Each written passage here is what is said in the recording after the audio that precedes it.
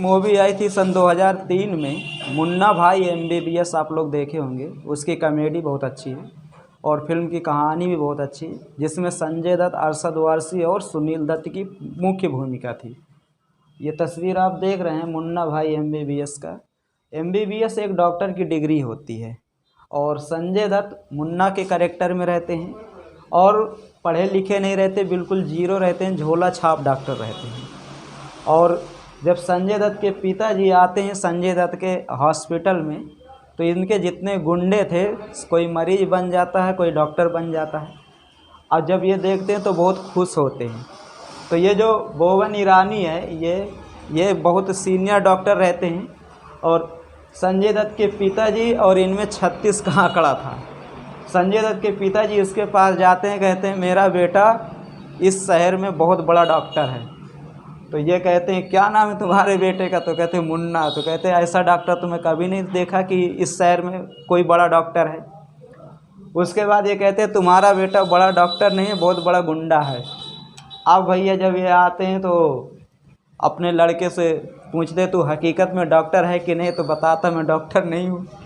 बाद में अब इसको गुस्सा आती है और ये सीधा इसी के जो मेडिकल कॉलेज होता है वहीं पर एडमिशन लेता है MBBS का। अब इसको M का मतलब ही नहीं, B का मतलब ही नहीं पता, लेकिन गुंडा आदमी जोर ज़बरदस्ती के माध्यम से एडमिशन ले लेता है, पेपर अपना खुद नहीं देता, ठीक है, किसी दूसरे का बैठाल के उससे पेपर दिलाते हैं। और इसका साथ कौन देता है? ये सर्किट, ये अरशद वारसी हैं और ये इस फिल्म के निर्माता निर्देशक, इनका नाम है राजकुमार हिरानी। राजकुमार हिरानी पहली बार बॉलीवुड में आए थे इसी फिल्म को लेकर के, और ये संजय दत्त की करियर की सबसे हिट फिल्म साबित हुई। ये तो एक चलचित्र की बात हो गई, लेकिन रियल मुन्ना भाई MBBS देखो। ये आप तस्वीर देख रहे हैं, ये रियल मुन्ना भाई MBBS है। ये देखो, ये दिख रहा है, ये एक के साथ एक फ्री, एक के साथ एक फ्री। अब देखो, आप सोच रहे होंगे ये तस्वीर यूपी की होगी, तो ये तस्वीर यूपी की नहीं है, ये तस्वीर है बिहार की। समझ रहे हैं? बिहार में जो हाई स्कूल और इंटर का एग्ज़ाम नहीं चलता, उनके एग्ज़ाम की ये तस्वीर आप है देख रहे हैं। बताया जाता है कि जब बिहार में हाई स्कूल इंटर के एग्ज़ाम चलते हैं तो अपने उत्तर प्रदेश जैसा वहाँ पर अभी सुविधाएं नहीं दी गई, जैसे कि CCTV कैमरा, वॉइस रिकॉर्डर, अभी भी वहाँ पर के विद्यालयों में व्यवस्था नहीं है। तो उसी का फ़ायदा उठाकर जो बिहार के नवयुवक है या गार्जियन हैं, जिनके बच्चे उस एग्ज़ाम हॉल में पेपर देते हैं और वो पीछे से खिड़की से अपने बच्चों को नकल पहुंचाने का काम करते हैं। तो ये जितनी भी आप तस्वीर अलग अलग देख रहे हैं, ये गार्जियन है और इनके बच्चे वहाँ पर पेपर दे रहे हैं और ये पुर्जी पर्ची के माध्यम से अपने बच्चे को नकल फेंक रहे हैं कि हाँ इस क्वेश्चन का ये आंसर है, आप लिख लो फिर बताओ हमें अब कौन सा आंसर है। अब देखो ये दिख रहा है ना, ये एक के साथ ये यहाँ पर 3 फ्री हो गए, ये 2 हैं, एक चढ़ रहा है ये, क्योंकि इनको नकल कहाँ पहुँचाना है? इस कमरे में पहुँचाना है। तो तमाम ऐसी तस्वीरें आती हैं। अब इससे पता चलता है कि लोगों को नकल की बहुत ज़्यादा ज़रूरत है, अकल की ज़रूरत नहीं है। लोग नकल के पीछे ज़्यादा भाग रहे हैं। और मैं सबसे यही कहूँगा कि अगर आप अंक के पीछे भागोगे तो आपको केवल लिमिटेड अंक मिलेंगे, नॉलेज नहीं मिलेगा। अगर आप नॉलेज के पीछे भागोगे तो अंक आपके पीछे आएंगे। बताया जाता है नॉलेज वह चुम्बक है, जहाँ पर रख दोगे ना, वहाँ लोहे के बड़े बड़े छोटे छोटे सभी कण आके उससे लिपट जाएंगे। और अंक वो छोटा चुम्बक है जहाँ लोहे के छोटे छोटे ही कण चिपकेंगे, बड़े कण नहीं चिपक सकते।